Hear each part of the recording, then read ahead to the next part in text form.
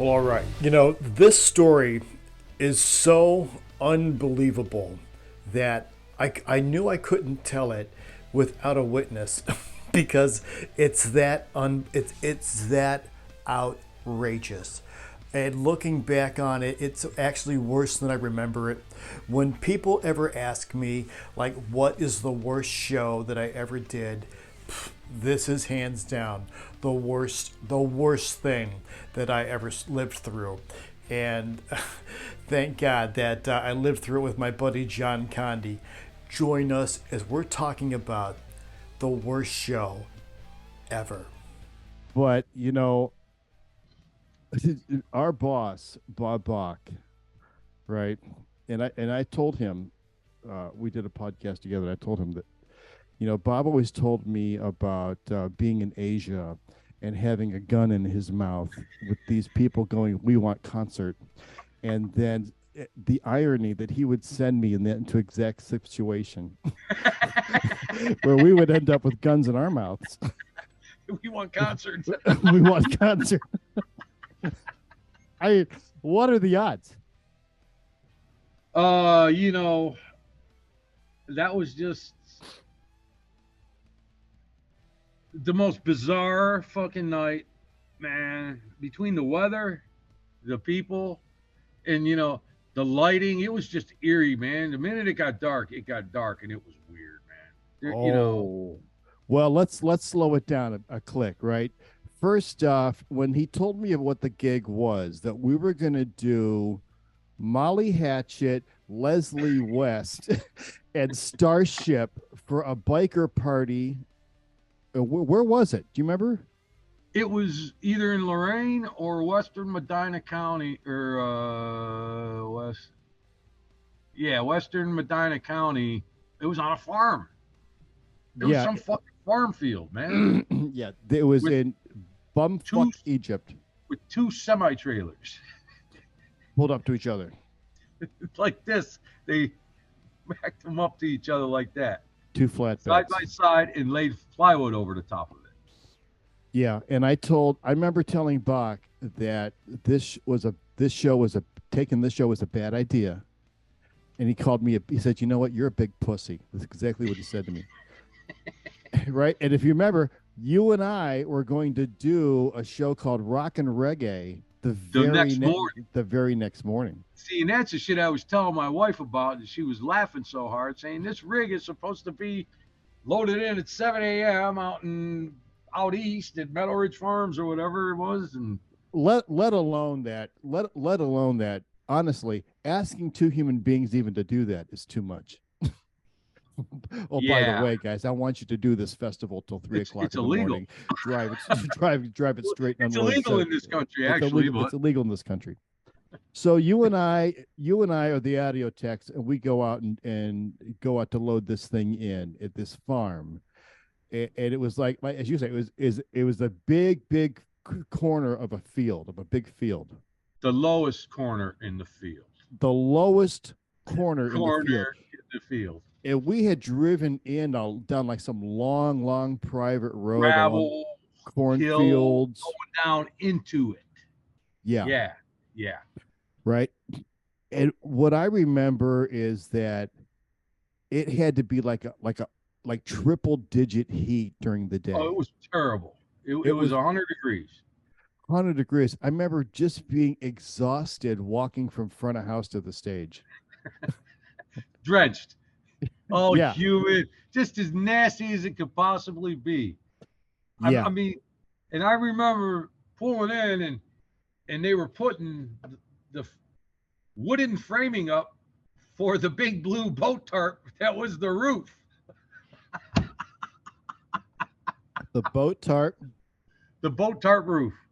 and it was me and you. It was Frank Ravito as the lighting guy, He came in on his own in a truck, and Tommy Stazzone was there.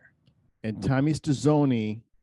Stazzone was Brought back on. the backline guy. Brought the Yeah. backline for those three groups. And at that time, I had done a bunch of gigs with Leslie West, Yeah. like at the Agora. Like he came to the Agora as him. He came through opening for Bad Company. He came through You knew was him. I knew him. You guys were on a first name basis. It was, Yeah. I remember that. And Leslie was fucking cool, man.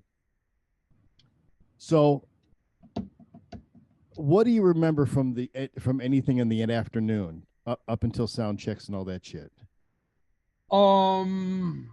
Well, I remember from the get go, we were just like, "This is not good. This isn't happening." Yeah. And I remember the being really concerned about the generator placement and saying we can't have this here. If it rains, this is all going to be underwater. Oh, and it was right behind the stage too. So the Right diesel behind. fume, the diesel fumes from the generator were going right under the stage. By the end of the night, I could have just dove off the back of the stage if I wanted to. Yeah. Right into the water.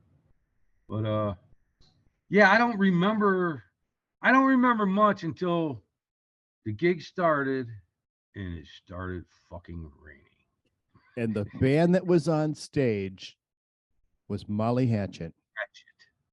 Now, what was happening in the audience was bikers with tents, right? Yeah. You remember all those tents that they had? Yeah. Because they were camping there for the weekend or some kind of It was a fucking party, man. hillbilly biker party fucking thing. And they were completely uncool to us from the minute we got there. Oh yeah, they were assholes. They were complete assholes. Like there was not one, hey man, but not one cool moment amongst us. And then it started to rain. And then the rain. Oh. I think that the temperature had to drop 40 degrees, man.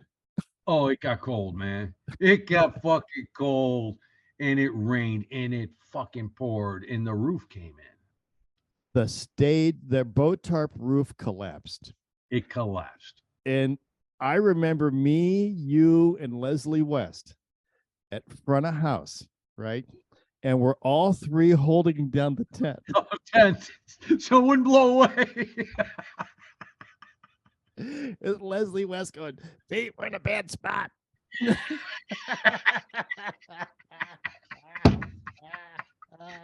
Bad spot, Pete. We're in a bad spot, Pete. Oh my god, dude, that was just. I mean, and it just only got more bizarre from there. Yeah, and how long do you think that it rained for? Hours. I'm talking 3 hours. Real okay, because I would not have remembered that. Because I've blacked that part out. At least 2 hours. At least 2 hours. A couple hours, because it wasn't like just raining. Like it was like water faucet pouring out of the sky. Downpour, fucking sideways, blowing. Because I remember it took probably well over an hour after it quit raining just to get things up and working again. Well, before we get there, let's just there was a little issue in between there and there that made us decide to get things working again. First off, when it stopped raining, everyone came to the realization that what they chose for the site, for the stage, was a marsh.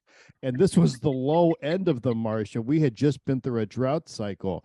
And every single fucking tent was underwater. All that, like everyone's shit was floating around, man. And it was almost knee deep. I remember by the stage. The stage was behind the stage. It was fucking deep. Hip deep. I don't know. I wasn't going in it, man. Jenny was in it running. I was like, Jenny was in it running. I'm not going down there. I'm staying up here. I mean, that was what I had.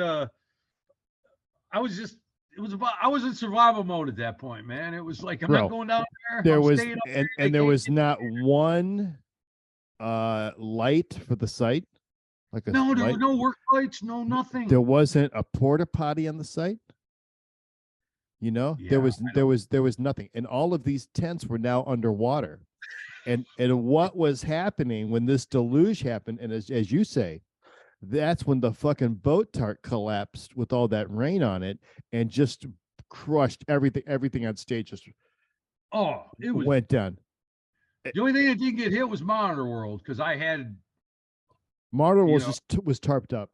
Yeah, I just wrapped it. Like Yeah, I just would wrapped used to it. be my thing. I always wrapped them, man. Just Right. So the Molly Hatchet band and the crew start taking their gear. Yeah, they were leaving, man. And They putting were it on the bus. They weren't even opening the bay doors because the fucking that. water was too deep. They were leaving, man. They were, bro. I remember cymbals on stands going up into the bus. Right. That's when the bikers freaked out, man. And that's when the bikers freaked out. They freaked out, man. They freaked out. And what did they do? First off, the Molly Hatchet bus got stuck in the mud trying to escape. Yeah, the bus couldn't get away. And the bikers went on there with a fucking gun and drug them out. They drug them out and they fucking pulled a gun at us and said, "You guys are not leaving. You're staying and you're gonna work." And I remember them saying, "We paid for you. We're gonna have a show." And it was like, okay. I remember saying to the guy, I said, I just don't know what I could make work. What can work after being underwater? And he goes, "Well, you better make something work." Yeah, they were adamant about it, man. They were adamant about it, and I don't know for sure if they roughed up that singer. What was his name? They drug him through the fucking mud, dude. See, what happened was the bus got stuck. And like I said, it took us at least an hour to get things to a level that we could play or put a show on. And he was on the bus drinking. And then I remember the bikers went back there and said, "Okay, it's time to go on." And the whole band comes out, and Danny Joe Brown didn't come out. And he was all drunk, passed out in the back of the bus, yelling, "Fuck you, I ain't fucking playing." And they drug him through the mud in his $400 ostrich skin boots, as I remember. and they threw him on stage. Because I remember the band started. And they were like doing some blues instrumental, waiting on Drunk Boy to fucking get up there, up on stage to play. So finally they bring him on stage and he starts singing and he would sing a verse and he'd run over to the side of the stage and he would puke. Because he was all drunk. Because you were on stage doing monitors. Yeah. I mean, he tried running into Monitor World to puke. I spun his ass around and put the boot to him and fucking get the fuck out of here. Got no friends here, buddy. He puked all over Tommy's abs.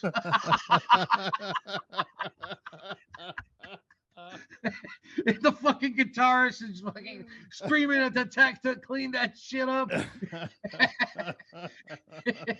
And this fucker's falling down drunk on stage, man. Throwing up. So that was the Molly Hatchet show. Yeah, because at that point, I'm still at front of house with Leslie West. Right? And we're all fucking hostages there. Right? Oh, we weren't going anywhere. No, we were literally hostages at gunpoint, and there was no cell service. There was no food. There was no nothing, Pete. They wouldn't give. We didn't have beer. We had bottled water, and that was it. Yeah. There was nothing. There was nothing. Because I remember a sandwich. I remember Frank or Tommy had like a bag of Doritos, and I was like, "Can I have some?" You're not eating that whole bag, are you? You got food? You know, and so we get Molly Hatchet off the stage. I don't remember how they got the bus out of there, but we get Leslie and his group. They towed it out. They towed it out. Yeah. They towed it out because I remember it being in front of the stage, like at the front of the stage, right? Yeah, like it was off to the side. Off to the side, yeah. Okay. Yeah, they towed it out. They got them out of there. Yeah, I remember. That's all I remember about that. I think Molly Hatchet was the only band with a bus. That's true. That's 100% true. The other guys were in vans, and Yep. were. So we got Leslie up there, right? And I think I mixed them, and you did monitors. I did. Right. I did. Yeah. And then I remember no big kerfuffle, and he was. That one went okay. It was Leslie. He was the best, and he was certainly thrilled to leave. And then we got Starship up, and I remember me and you switched, and I went to monitors, and you came out in front of the house. It was fucking. By then, it was 3 in the morning, and we were just fucking so done and so burnt. And it had to be 3 in the morning when they went on. Yeah, that's what I'm saying. Yeah. We had Starship next, and by then it was 3 in the fucking morning. It was so fucking cold. I'll tell you what I I remember. remember. I came up on stage and you were sleeping. You were sleeping across the board, man. And I was just like, "Oh, Pete, wake up, man! Get up." John, I remember I was sleeping in a puddle, and you came on stage and kicked me. Get up! You fucking do it. You're drowned. Oh, man. That puddle might have been on the console. That's just how I remember it. I remember definitely you waking me up and kicking me. Go, what the fuck? What the fuck? So we do Starship, right? We get Starship done, and let me tell you, the last time that I ever saw Marty, the singer from Starship, right? What's his name? Marty something. Marty something. Marty Balin. But he was carrying 2 keyboard cases, right? Because everyone in the band had something, right in their hands to get the fuck out of here, right? But since he's not very tall, and since the water was so deep, he was unable to lift them all the way out through the water. As they're like treading in the water, right? And he trips, bro. He trips and he face plants straight forward. And like for a second, the only thing he was those elbows sticking out of the water, still holding on to this. That fucking gig, man. We should have a reunion. Oh, bro, we're not even done, man. So, yeah, the fun was about to begin. The fun's about to begin. So, me and you, we're the audio crew, and God knows the bikers aren't helping us. Right? I don't even remember how we got the console to the stage. We had no help at that point. But we had left PW style, left the truck butted up against the stage. Yeah, we did that. I can't remember if we did front of house first. I think we did. I can't remember. Can't remember, but I know this. I know when we loaded that fucking truck, it sank to the goddamn axles. It just sunk.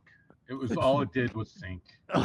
The only truck that left that night was Stazone or Frank. Yeah.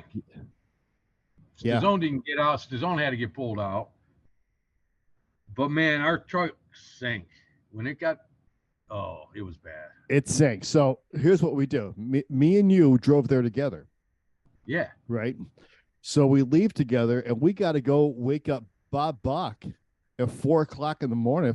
Now it's 5 o'clock in the morning, and say, "Hey, Bob, we're not going to be at this rock and reggae fest in 2 hours not because happening." They go, "Well, can't you get the truck?" I said, "Bro, the fucking truck. I mean." I remember talking to Juris at 7 in the morning going, "Dude, it ain't happening. You're not listening to me." What do you mean you can't get it? I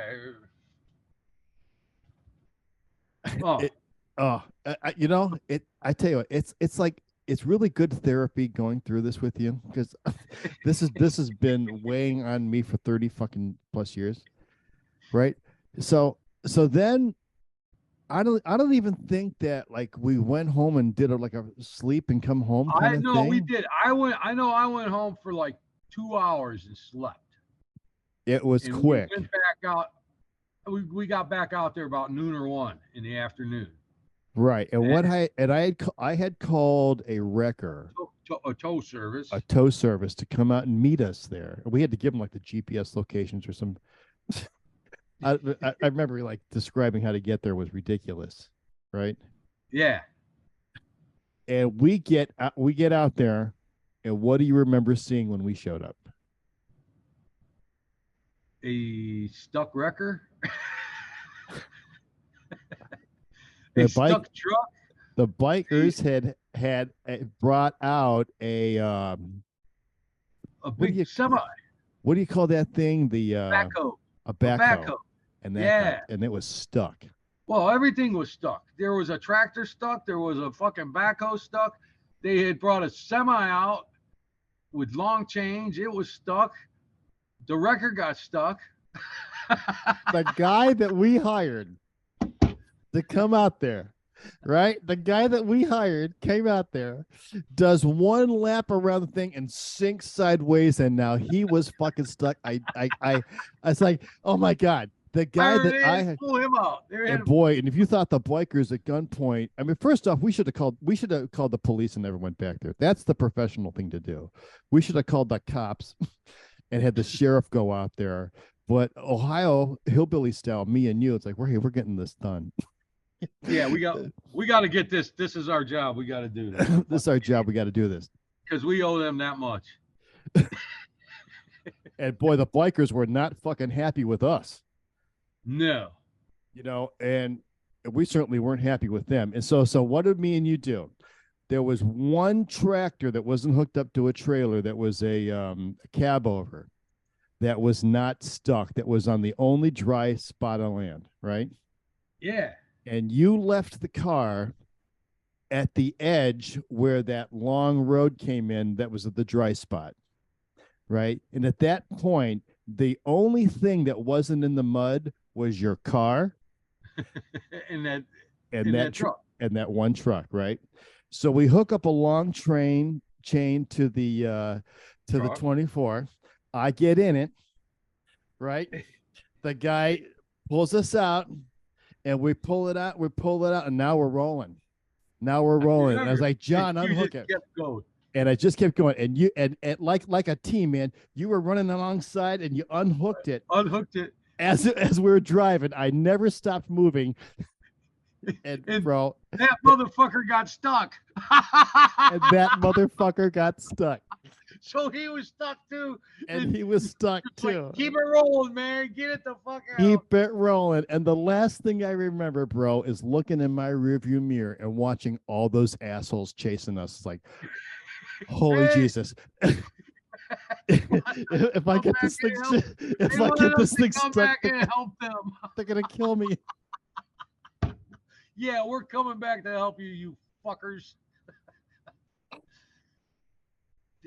And you know, that gig, you put the torrential downpour, the ungodly heat, the freezing rain and wind, the guns, the mud, the fear of electrocution, the fear of getting stomped, the starvation, the low blood sugar. I mean, no food for you. I'm taking a shit in a cornfield. Yeah, I think like deep down inside, I had really started thinking about making some decisions at that point in my employment with them. I started really looking at things. I need a career change. I tell you, man. God. People on the internet look at shows that I do, you know, this big arena thing and this award show, this and that, man. But man, nothing fucking like nobody would have went through what I went through to get to where I got. You know, to get to where you're going, it's like the shit you see on the way up, and even when you get to the top, there's still stupid shit going on everywhere. Oh yeah. It's just that I got catering and I've been paid.